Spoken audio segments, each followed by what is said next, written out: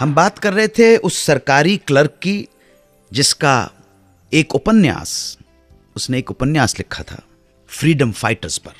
ये गोरों की हुकूमत को, अंग्रेजों को इतना खटक गया कि उसे नौकरी से निकाल दिया गया और उसने प्रण कर लिया कि जिस लेखन से, राइटिंग की वजह से मेरी नौकरी गई है, मैं उस राइटिंग को छोड़ूंगा नहीं, मैं बन जाऊंगा लेखनी का जादूगर और इसी राइटिंग के अंदर अपना नाम कमा के बताऊंगा।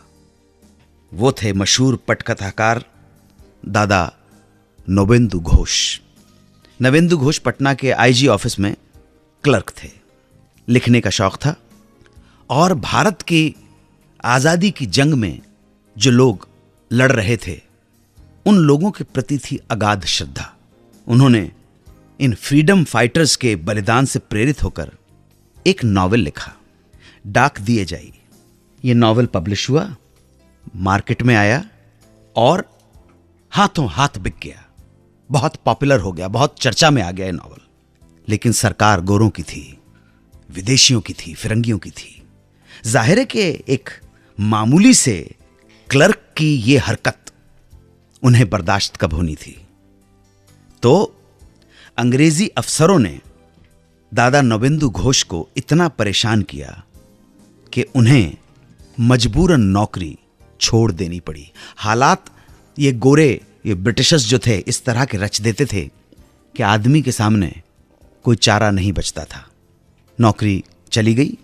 कुछ दिनों के बाद नवेंदु घोष को मिलिट्री अकाउंट्स विभाग में एक टेम्पररी नौकरी मिल गई। लेकिन वहां भी जैसे ही उस डिपार्टमेंट में पता चला कि ये जनाब, ये नवेंदु घोष डाक दिए जाए जैसे खतरनाक उपन्यास के लेखक हैं, तो गोरे अफसरों ने, गोरी सरकार ने उन्हें परमानेंट करने से मना कर दिया कि आप कैजुअल हैं, टेम्पररी हैं, वैसे ही रहेंगे। ये दो झटके जो लगातार मिले, उससे नवेंदु घोष ने ठान लिया कि पेट पे लात पड़ी है ऐसा नॉवेल लिखने के कारण, साहित्य की रचना करने के कारण, लेखन कार्य करने के कारण, तो हिम्मत मर्दा मदद खुदा, तो इसी को ही वो अपनी रोजी रोटी बनाएंगे, प्रोफेशन बनाएंगे। और हुआ भी यही। आगे चलकर इन्हीं नवेंदु घोष ने बंगाल के एक अहम साहित्यकार के रूप में अपनी पहचान बनाई। हिंदी सिनेमा के बेहतरीन स्क्रीन प्ले राइटर के रूप में भी खूब नाम कमाया।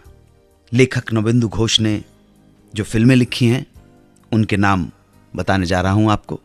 दादा बिमल रॉय की माँ, बिराज बहू, याद कीजिए दिलीप कुमार की यहूदी, दिलीप कुमार की देवदास, सुजाता, बंदरी, और इसके अलावा आर पार, मंजली दीदी, इंसान जाग उठा, तीसरी कसम, लोफर, प्रतिज्ञा, गंगा की सौगंध, अभिमान और न जाने कितनी झील के उस पार। तकरीबन 60 फिल्में लिखी हैं। वापस आकर बताऊंगा प्रेमनाथ जी के बारे में, जो फिल्म इंडस्ट्री के बुरे दौर से गुजर रहे कलाकारों की हर संभव मदद किया करते थे। उनकी नेक दिली का एक किस्सा आपके साथ शेयर करूंगा बस थोड़ी ही देर में।